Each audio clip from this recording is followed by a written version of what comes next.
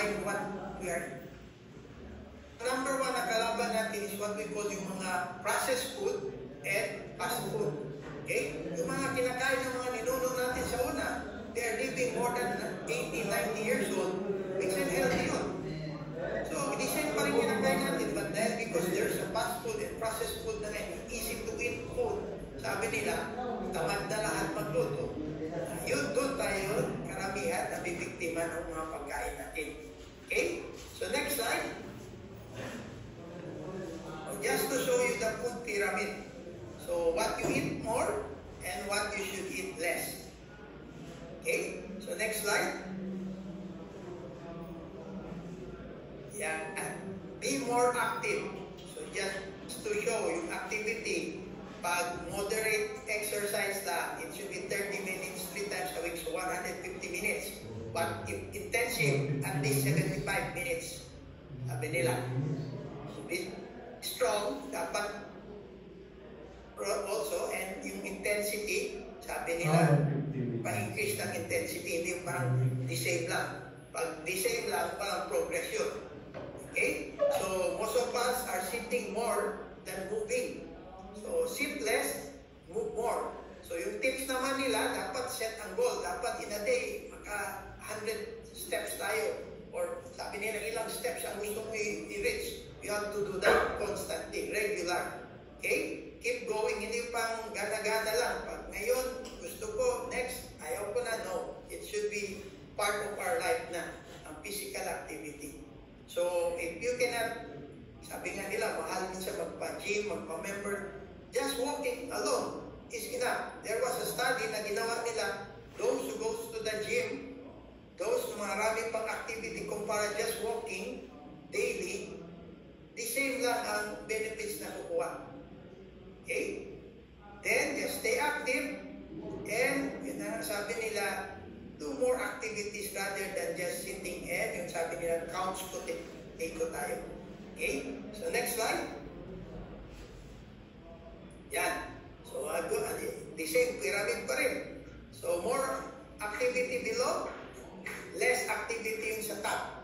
Yun, karamihan tayo, nakaupo lang, kaharap sa television, at of course, nandyan, okay. So, next slide. Yun. Ito, of course, we're not guilty of this. Pero kung meron man dyan, yung nagtatabako, na ginajustify pa na hindi daw yan siya nakakadamage ng katawan, you have to think again. Okay? So, hindi pa rin siya beneficial. Kaya nga, sinabi nga nila, yung mga nag-iiba, ginajustify nilang health. Meron pang tinatawag niya, drink moderately. Pero walang sinabing smoke moderately. Ang sinabi, smoking is dangerous. Ayun nga, no? Smoking kills na. Kasi isa siya sa number one contributor na most of the damage na ginagawa sa organs natin, lalo na sa heart natin. And number one contributor. No? Kaya nga, just stopping the smoking can already prevent mga preventable complications or damage sa katawan natin. Okay? So, next slide. Yun.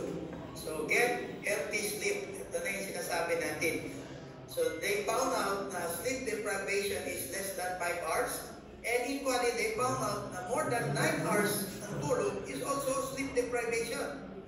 So, ang therapeutic sleep is only 6 to 8 hours. Okay? And after that, we need to be moving.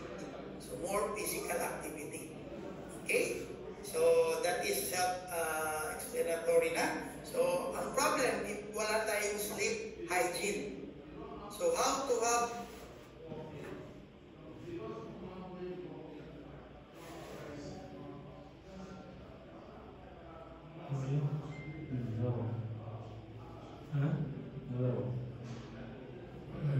internet dito.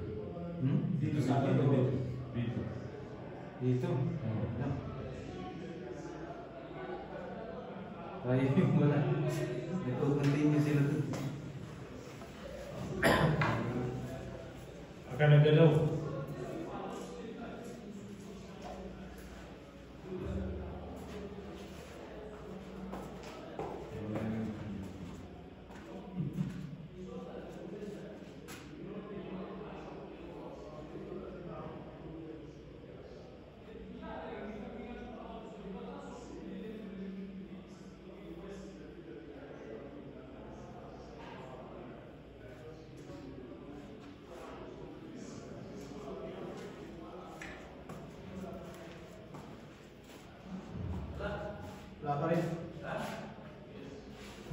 sa akin na A lot of magpatama ko. studies coming out na ang weight management, weight is considered a chronic disease. Okay? So hindi na siya cute. Dati cute pag mataba. Payat, parang naawa tayo. Ngayon, mas maawa tayo sa mga overweight and mataba. Kasi they need to be helped, sabi nga nila. Kasi nga, most of the lifestyle diseases can be reversed. May mga study na ngayon na it is reversible, lalo na if we mind the weight. So pag mapababa natin ang timbang kahit 5 kg lang, meron ang benefits na ma-acquire natin. Pero kung 1 or 2 lang, madali natin babalik. But at least, minimum of 5 kg, mahirap na siya bumalik agad sa dating weight. Okay? Babalik man ng 1 or 2, but still, meron pa rin weight reduction nangyari. So yung mga tips nila, just controlling the portions of what you eat. So yan, yung portion sa plates nyo. Pero sa atin, tinuro sa atin sa Islam, yung portion sa tiyan natin. Diba? 1/3, 1/3, 1/3. 1/3 for air, 1/3 for water and food. Para makahinga pa tayo. So, ibig sabihin, huwag magpa-overeating. We have to eat enough para makakuha lang ng energy for our daily activity. Okay? Kaya nga sabi niya, parang pareha lang ng sasakyan. If maglalagay ka ng full tank, kailangan malayo-layo ang biyahe mo. Pero kung full tank, tapos ang lapit lang, parang irrational, parang illogical na maglalagay ng full tank. Anong equal sign? Anong ilalagay natin? Yun din ang gagamitin natin to have or to acquire energy. And eventually, ma-maintain natin ang weight natin. So everything in excess will lead to weight gain. So paano yan? Maiwasan, huwag pupunta ng excess. Diba? Dapat nandun tayo sa control, which is, yan din ang ginagawa natin ngayon. Reminders sa atin, lalo na itong special month ng Ramadan, o holy month ng Ramadan, how to control and not to go excess. Diba?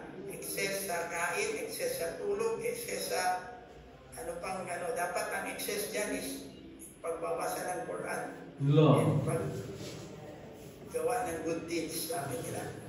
Okay? So, next slide. Yun.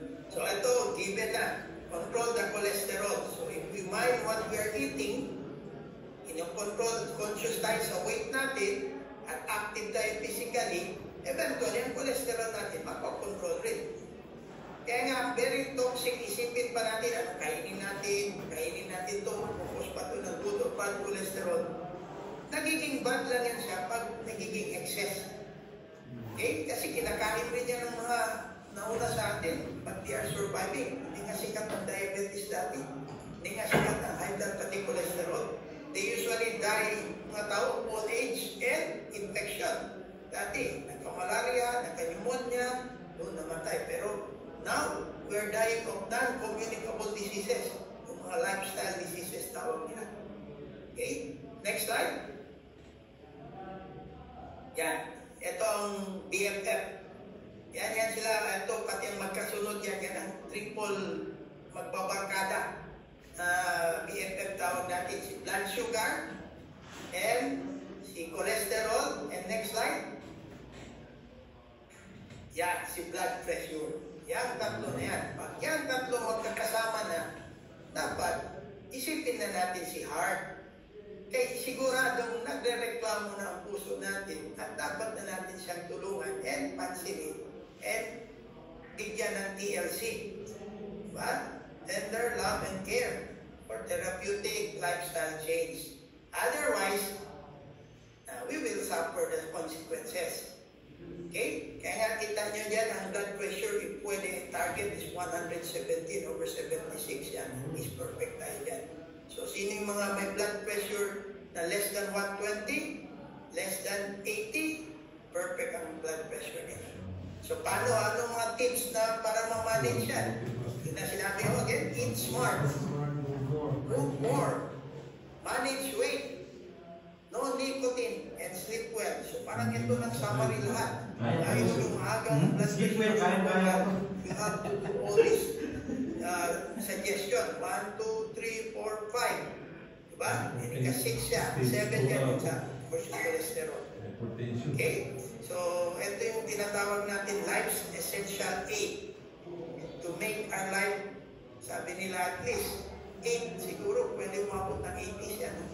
And yun ang 8 is infinite science. So, we can extend our health span.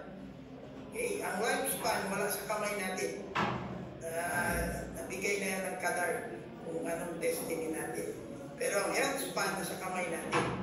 So, we have an obligation to ourselves. Okay? And dapat alagaan natin kasi biyaya na binigay sa atin ng Tuhan na alagaan ng yung gift of life na binigay sa atin. Okay? So, that's our responsibility. Next slide. Para masaya si puso. So, para masaya ang puso, masaya niyo dyan, a healthy lifestyle can help you feel better. So, heart healthy, sabi nila.